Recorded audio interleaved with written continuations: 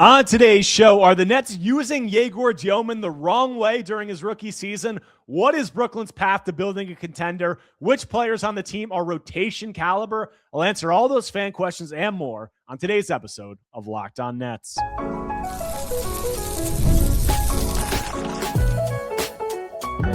You are Locked On Nets, your daily Brooklyn Nets podcast. Part of the Locked On Podcast Network, your team every day.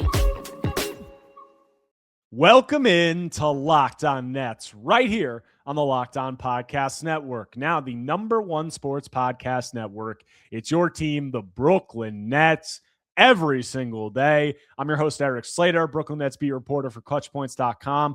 Thank you for making me your first listen of the day. This show is 100% free on all those great platforms. Today's episode is sponsored by 5 Hour Energy. Have your cake and drink it too. Birthday cake flavor is back. No fork needed. Vanilla-y cakey flavor, caffeinated kick, and no sugar. It's party time. Order now at 5hourenergy.com or Amazon.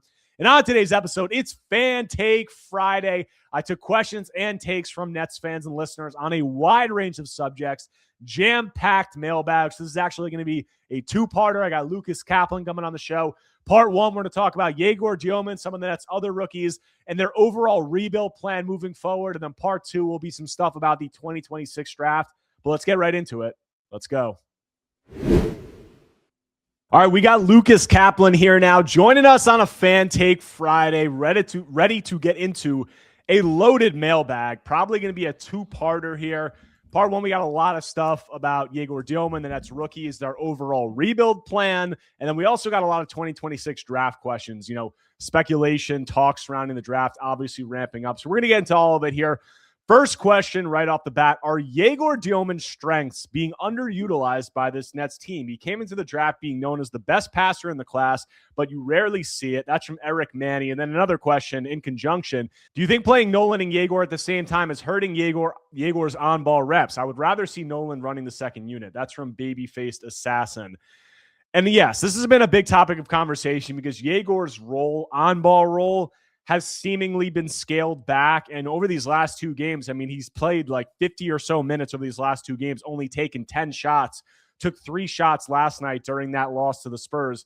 And the question of whether his strengths are being underutilized, I would say no. I don't think that this is, you look at it and the evaluation of Egor has been kind of strange because he was branded as this elite live ball, live dribble passer, reader of defenses, was one of the best playmakers in the draft, if not the best. And he's come in and it's really been more of him playing off the ball, being a spot-up shooter. And I don't think that that's a product of the Nets, underutilizing him or using him improperly. I just think that he's, going against a huge step up in competition in terms of the defenses he's facing, in terms of the athletes that are guarding him. And we know that he has these limitations as an advantage creator and a guy who is able to get downhill and do some of those things. So I don't really have any beef with the way the Nets are using him. I think that he has some pretty clear limitations. The offseason is going to be really big for him. And then at the same time, I do think there are some things that, he can try to get out of his comfort zone during the course of games and kind of press the issue a little bit more. But Lucas, what are your opinions on Egor's skill set and what we're seeing from him? Yeah, no, I agree with you. I think sometimes we're too quick to judge or to put blame or credit on a coaching staff or system when in reality these are flaws or skills or things just inherent to the player. I go back to Drake Powell with this, right? He has a very low usage rate, but when he does occasionally get the ball and make a cool pass, it's why doesn't the Nets coaching staff empower him to do more? It's he was a very low usage prospect and he doesn't have the tightest handle. Some of it is just endemic to him. And I feel that same way about Egor's strengths and weaknesses. He has not a lot of bend and snap, and you can see the scouting report is to attack his dribble, similarly like Noah Clowney. He also doesn't have a lot of weight on his shoulders yet, a lot of muscle yet. So it's not that it's the system, I would say. And when he was playing next to Terrence Mann, to me, it felt like Terrence Mann was doing a lot of the handling as well. I'm looking up the numbers right now, but see, okay, right here, Egor was 6th in usage before that Nets Celtics game when Nolan Traore closed. Since then, he is 7th in usage, and one of those players ahead of him is Cam Thomas, who played 4 games, with the team after that. So I don't actually think his usage has changed too much. I think we can get into some of his specific strengths and weaknesses. I wrote about it for Nets Daily last time, but to me, I agree with you. Like, this is kind of just who he is. I don't think this offense is so reliant on Nolan Traore that it's killing opportunities for Egor to show more of what he was billed as coming out of college. If anything, I think that reflects more on the pre-draft scouting process, if that makes sense. Yeah, how strange has it been for you? We're going to spend this whole first segment on Egor. We've got a few more questions, and he's been a hot topic of discussion lately. But it's just been strange. Shimi and I've talked about this with some draft people as of late, how off it seems like the evaluation of Egor was in terms of him being obviously branded as like this pick and roll savant, like live dribble guy.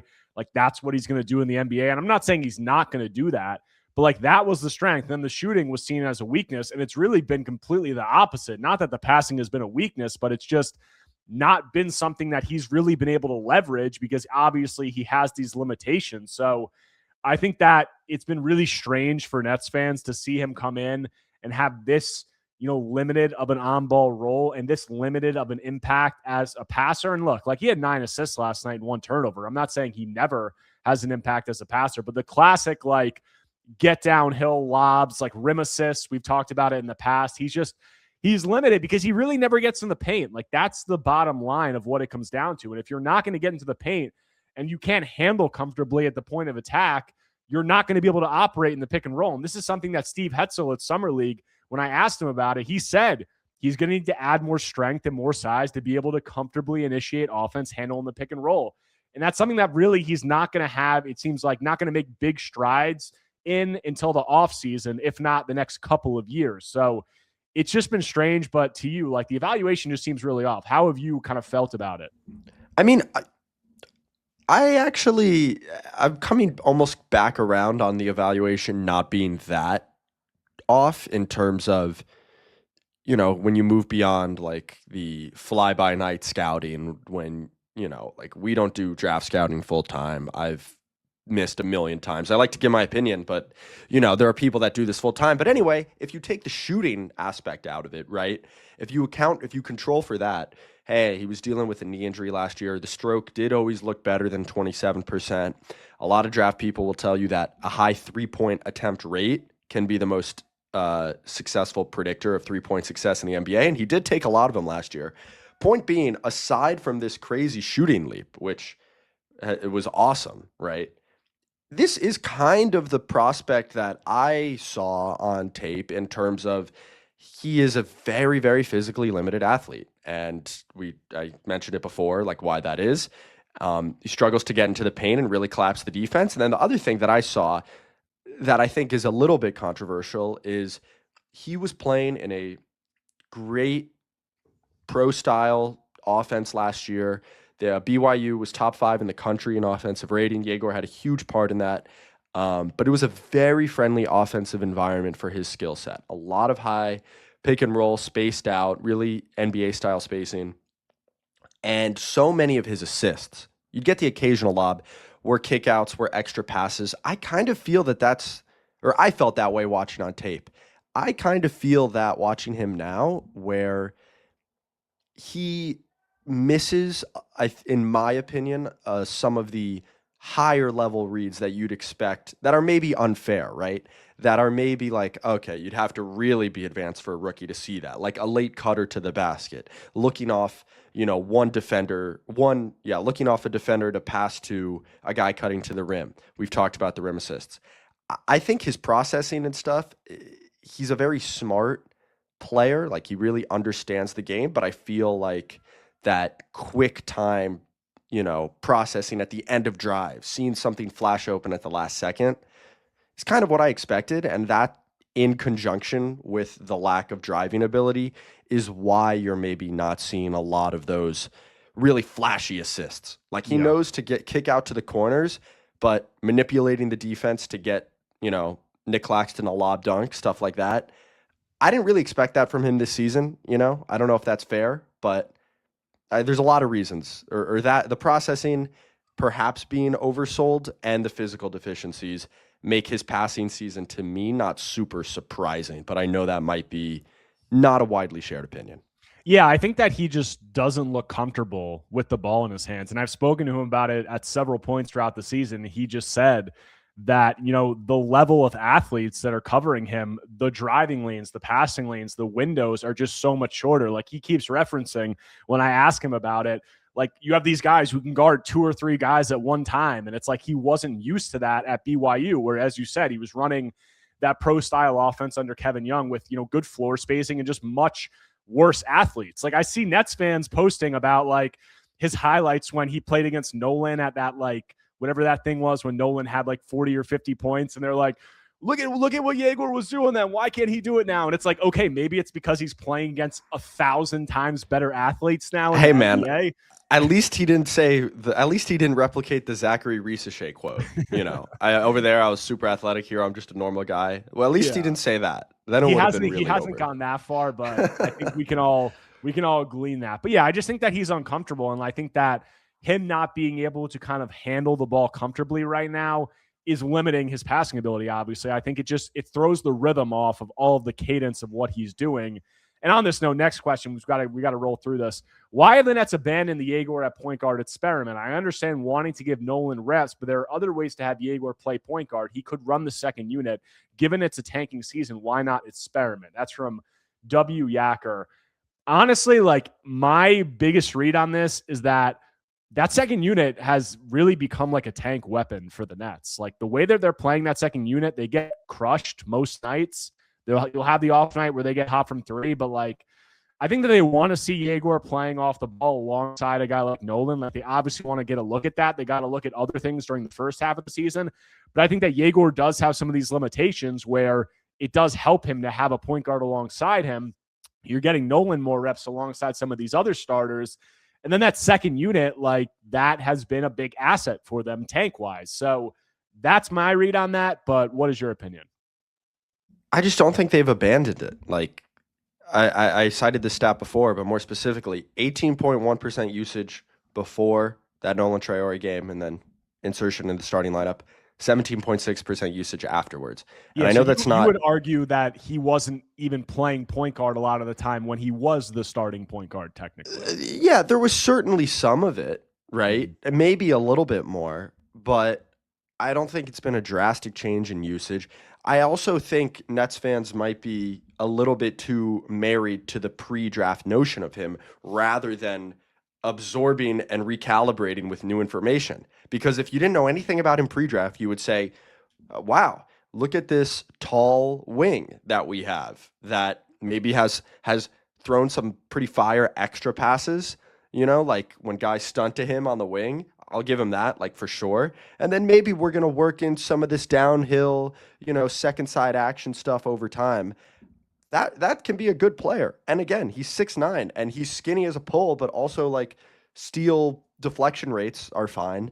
That should be the positive angle to this rather than indexing too much on highlights we saw at BYU and saying, well, where's this point guard? I mean, to me, I don't think it's really changed. I think a lot of the deficiencies, like Erik said, are only going to be surmountable in the long term, like an off season or two or whatever. And I also, again, to the original point, don't think that the Nets coaching staff or front office is saying, hey, do not try to get your own off the bounce. Do not try to create out of pick and roll. I'm glad that you brought that up. And I think I said it, in so many different words in the beginning, but like, it's not like when these guys are out there that there's one guy who's allowed to handle in the pick and roll. There's one guy who's allowed to drive to the rim. In ideal world, like, yes, you have your primary ball handler, but we've heard Jordy say it. They want to have multiple ball handlers and they want to play somewhat with, like, you have your guards and then you have your bigs. And Egor, I think we saw it. I said it in my pod after last night's game.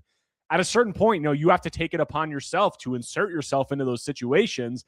And I think the reason he isn't is because of all the things that we've outlined in terms of his limitations. So I think that he has a tendency right now to float through games. You can make an argument maybe that having Nolan alongside him kind of enables that and doesn't force him into some of those situations.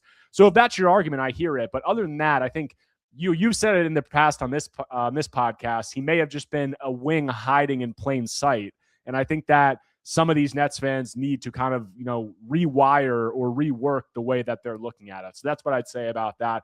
We got another question about some of the Nets rookies. We also have a lot of questions about their rebuild path forward, potential offseason moves, their timeline. So we get into all that when we continue Locked On Nets after a quick break.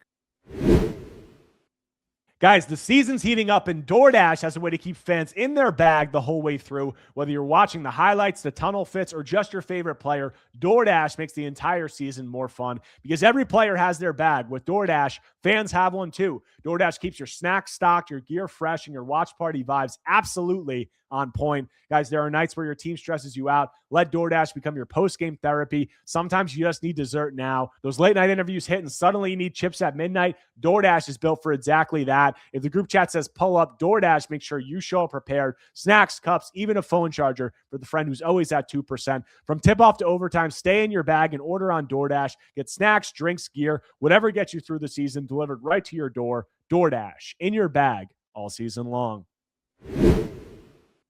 All right, coming back from the break on today's Locked On Nets episode, this Fan Take Friday, rolling on through all of your takes and questions. Next one, what did Sean Marks see in Ben Surratt? The other rookies have noticeable skills, but I struggle to find that for Ben. Do you think they regret that pick? That's from BK Nets Stan. Lucas, you can start off on this one.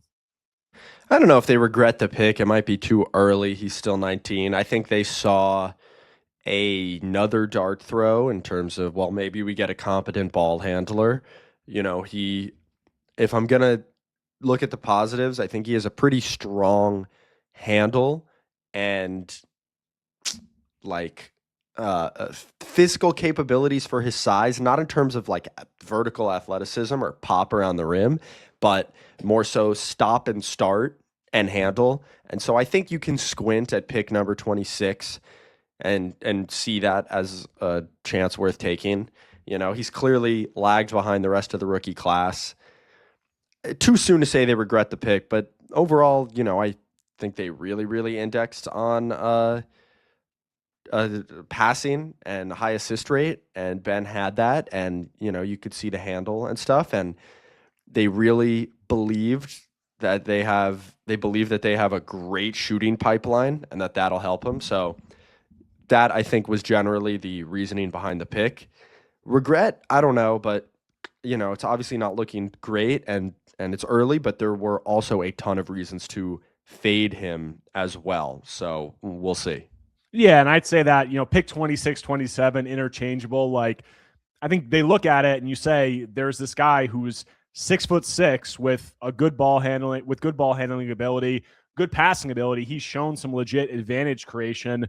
Maybe we think the 3-point shot can come along and he can do some of these things. Like, I understand a dart throw like that at 26 or 27. Now, if you're going to say they already took, a guy in Nolan who was a true point guard before that, then I can hear your argument, but I understand kind of the process of what they were looking at. And look, it's really early, as Lucas said. So it's going to depend, but I think that the size, the passing ability, the advantage creation, I think that all of that kind of played into what they saw with Ben. Next question. How confident are you in the Nets' ability to compete next season if they get a top 3 pick? Where do you see them finishing? That's from Tanny G. And, I think that it would depend on a lot of the other moves that they make outside of that. Who do they bring in free agency? What other potential trade moves can they make?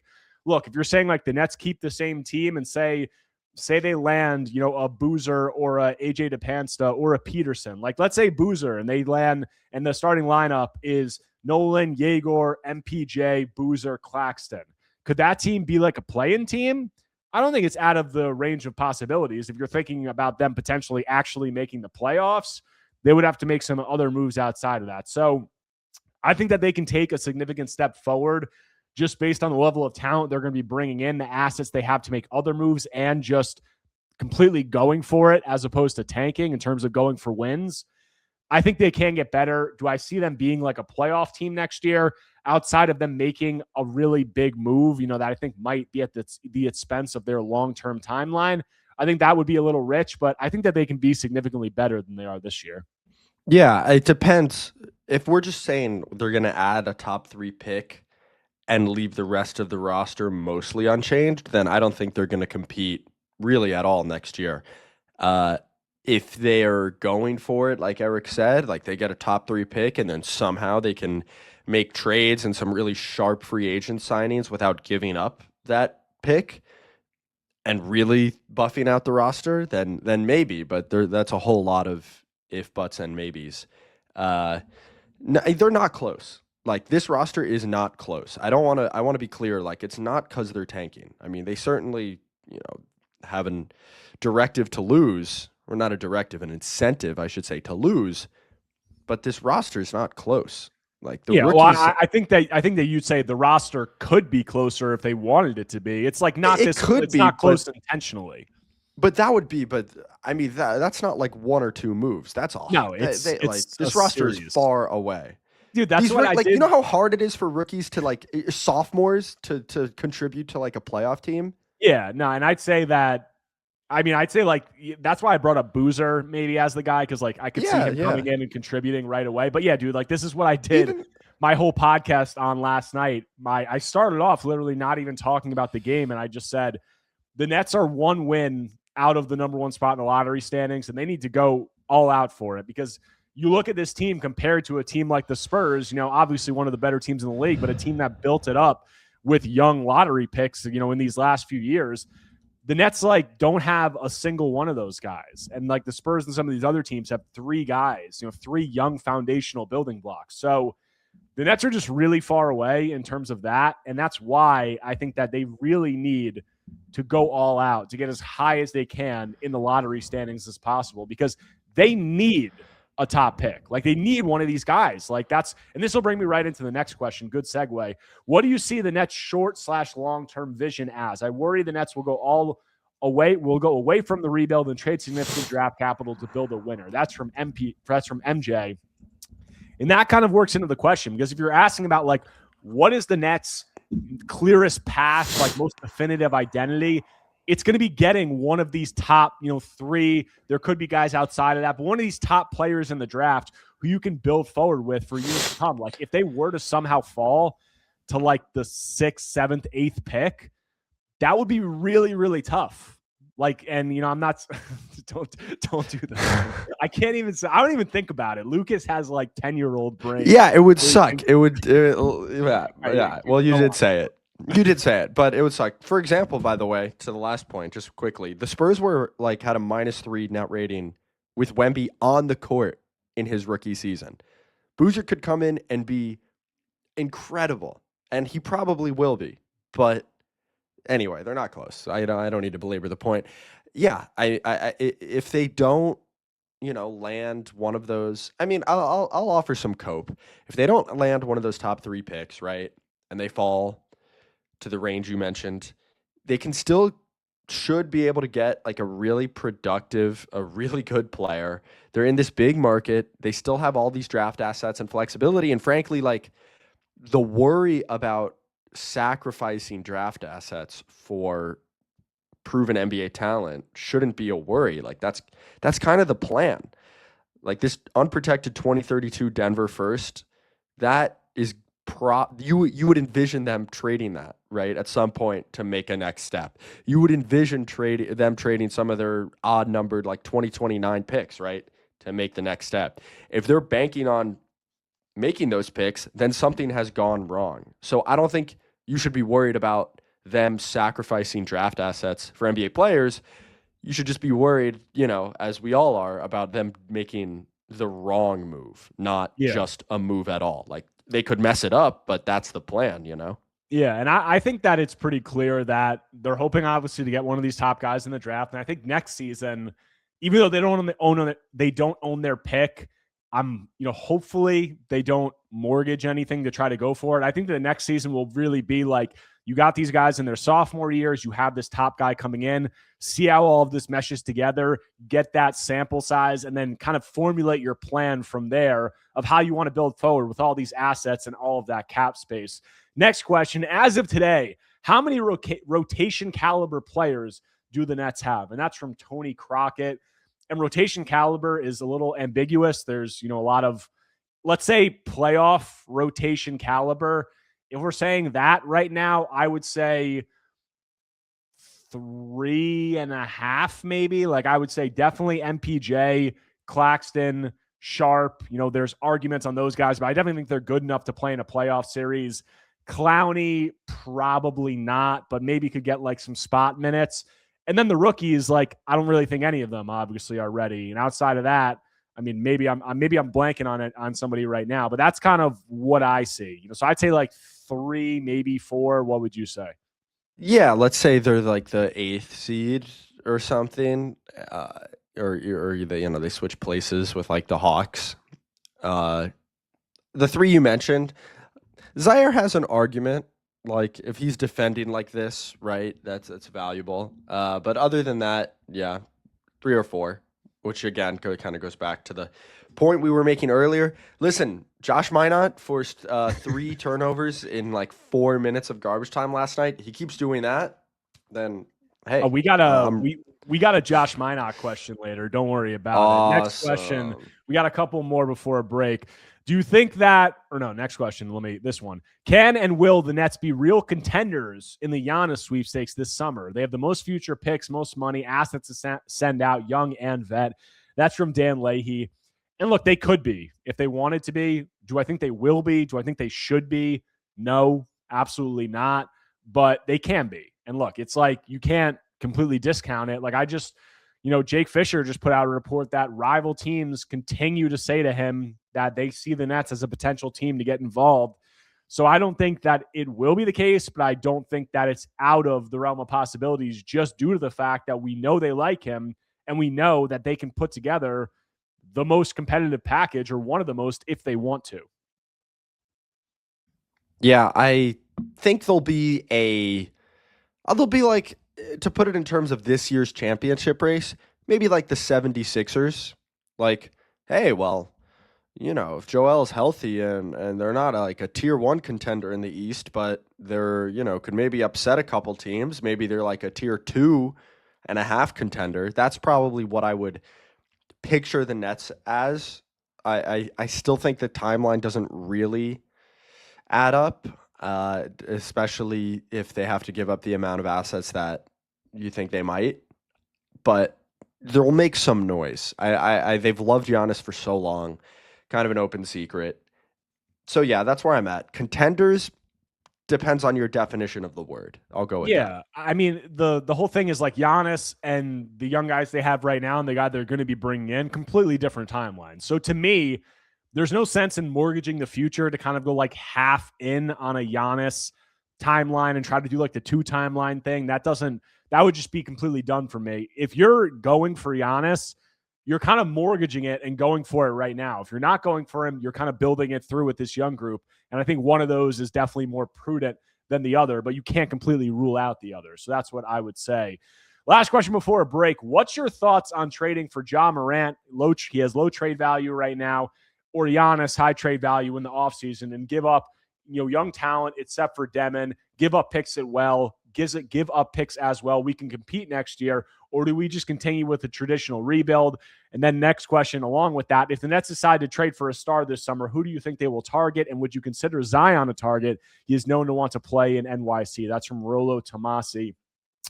We just hit on the Giannis thing, like the other guys, Ja, Zion, whoever else you want to say. I continually get asked about this because Nets fans are just starved for like a big name.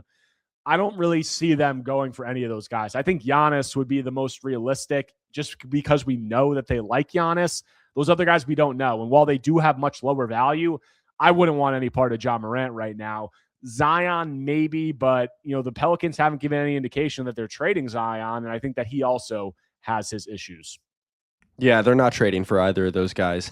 And frankly, I could talk myself into Zion, honestly. Like, for all his misgivings, he is still a 270-pound blow-by machine that lives at the rim, that plays with physicality, which the Nets have been starved for. Ja Morant, on the other hand, I think, like, even injuries aside, just the production when he's been healthy, I don't really see the need for it other than, again, brand name recognition. But I actually poked around Zion last year and like asked a couple people, and I heard like, oh, I don't know if we want to get in ourselves in that mess. So I said, okay, all right, that's fine. I don't.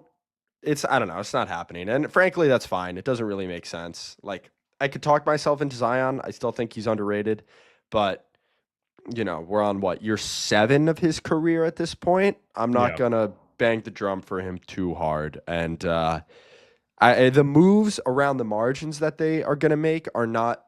They're gonna be like, hypothetically guys like Guy Santos. Like we Yeah. got to start thinking about role players and stuff like that. It's Yeah, and not going to be those guys. and there could be some swings on, like, we've talked about Peyton Watson, like Tari Eason, like guys like that, like the younger type guys who you could, index and project to really pop. Like that would be kind of the route that I would see them going. We got a lot more questions, some about the Nets' current players, some about some of their new trade acquisitions. So we'll get into all that when we close out Locked On Nets after a quick break.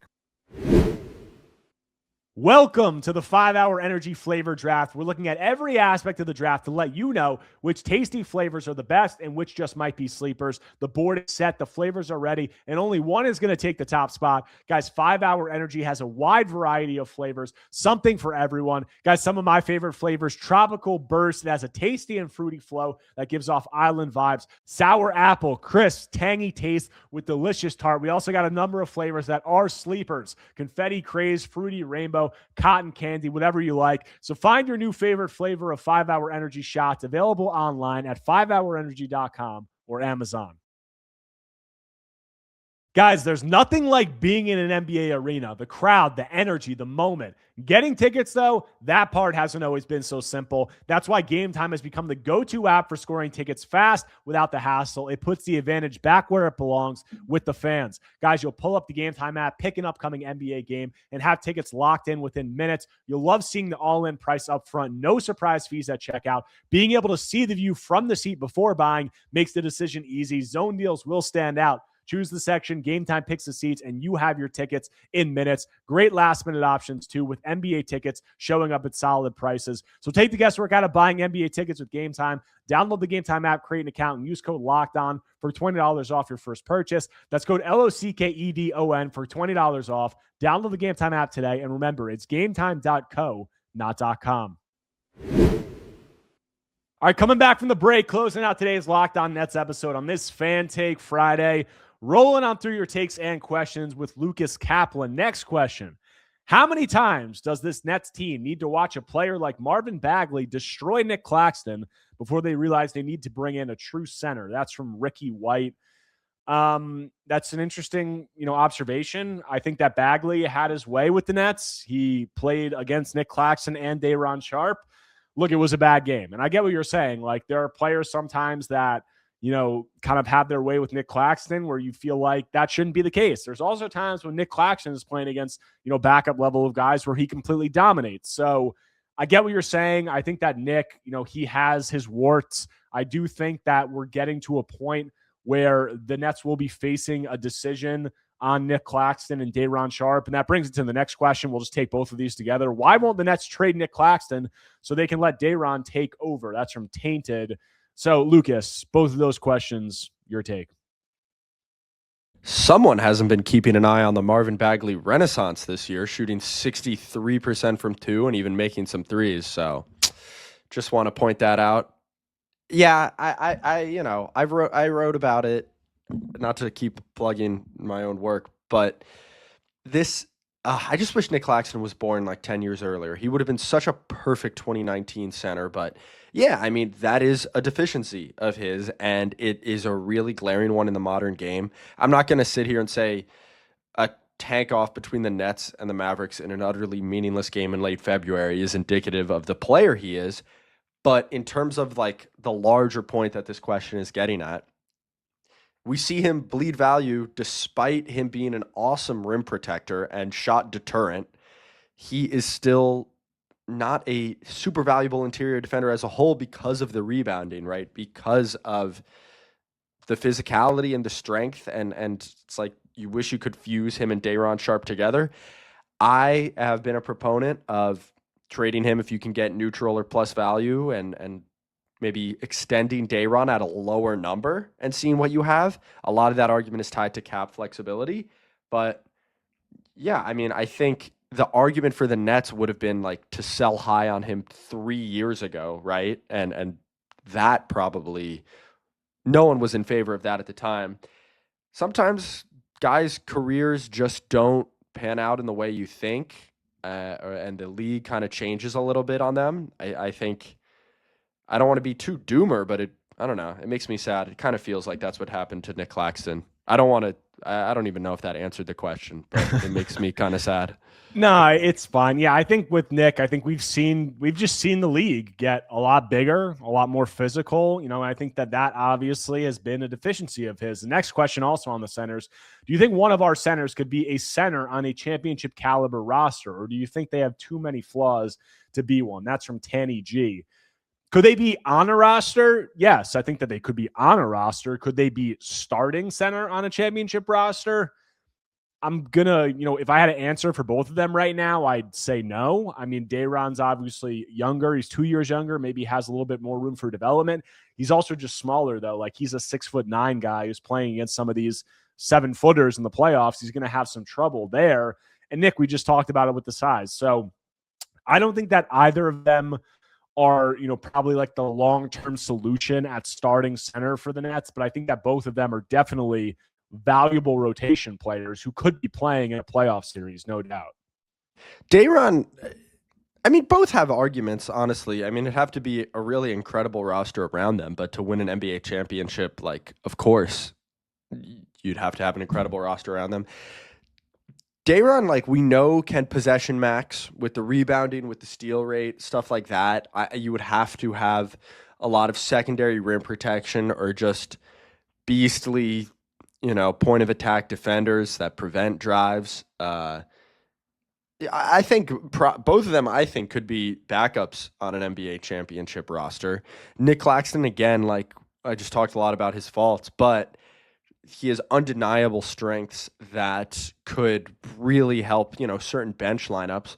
You could see him in double big lineups. I do think the Thunder were interested in him before the Hartenstein signing as like a potential double big thing with Chet, which would have been interesting, like just rangy. And at that time, like the rim finishing was still pretty elite. I don't know if it's going to get back to that level, but yeah, both could be. I think we see more flawed players that you have to work around more, be part of championship rosters, all the time. So I don't see why it would be a hard no for either of them. If I'm leaning, I think it might be Dayron Sharp, just with the physicality and rebounding that the playoffs entail. But yeah, that's my opinion. Yeah, I think context, team context definitely matters. Next question: what impact can you see Josh Minott having for the Nets? Is it too early? All right, just the Minott part, because the second part of the question was about Ben Suraf. We already talked about Ben Suraf, but Minott, I mean, I liked him definitely, like, as a flyer for the Nets. I mean, they literally got him for free because they got cash in the Toronto Raptors trade for Ochai Agbaji, and then they, sent a portion of that cash to Boston for Minott. So, I mean, I like the dart throw. Like, he's a guy with good size, good defensive versatility and athleticism, and he shot 44% from three over a somewhat extended sample during the first half of the season with Boston. So I like it. What impact can he make? To be determined, but I definitely think that he's a guy who, fits a lot of what the Nets are looking for, like maybe a Zaire Williams, type with more promise. Lucas, do you see that kind of as an apt comparison?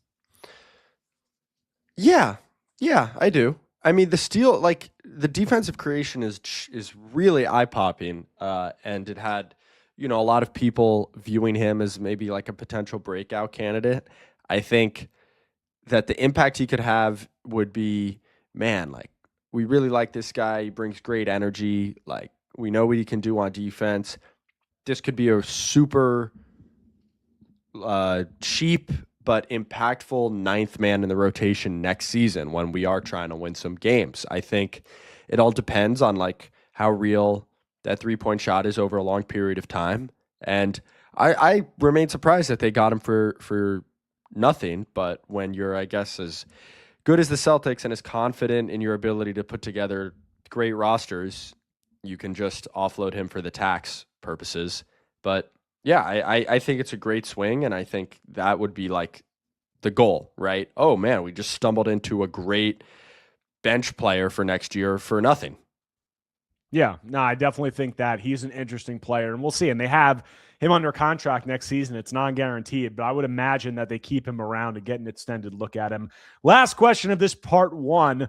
Why is there so much hate towards the Nets in the media? Even a lot of the New York media will only take jabs at them, and this remained true when the big three were around, so it's not just wins.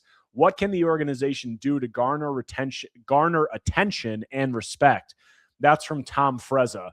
Interesting question. I think that, I think it's a variety of things. I think that it depends on what media you're consuming. I'd also say that the Nets are like the little brother team. They're the little brother team in New York. It was the same thing when they were in Jersey, and they haven't really had a lot of success since that, those back-to-back finals runs. And a lot of the things that they've done have bordered on dysfunction at times. So I think that the combination of those things brings in a lot of criticism, and we'll see how they can, build it forward. I would say that what can they do to garner more attention and respect? Build forward in an effective and sustainable way that can kind of, give you an extended runway for sustainable success and kind of stability. And I think that stability is the big thing that I come back to. There hasn't been a lot of stability within this Nets organization in the last decade. And I think that they're craving that now. And I hope that they're able to find it in the draft and, whatever other moves that they make. Because they do stuff that you can make fun of all the time. That's it. And then they moved from New Jersey to Brooklyn, and come on, man. We're all friends here. You know why it is how it is. That's my answer. Because they're the Nets. Yeah. What do you want? Like, come on. I mean, until they start to change, some of the ways that they've operated and some of the things that, the way that things have gone wrong. And look, am I going to say that everything that they've done has been completely just the fault of them? No, but they put themselves in a lot of situations where, they've gotten, kind of clowned and made fun of. And we'll see, how it builds forward. But I do think that they have the potential to turn it around and build forward sustainably in a way that is definitely more respectable. Yeah. And if they, and listen, if they were to become this super successful, consistent, well-run, not saying they're not well-run, but just have that reputation overnight, then hey, I do think the tone around them would change from like an NBA media perspective. Now, from the New York regional side of it, I think that the circumstances are what they are.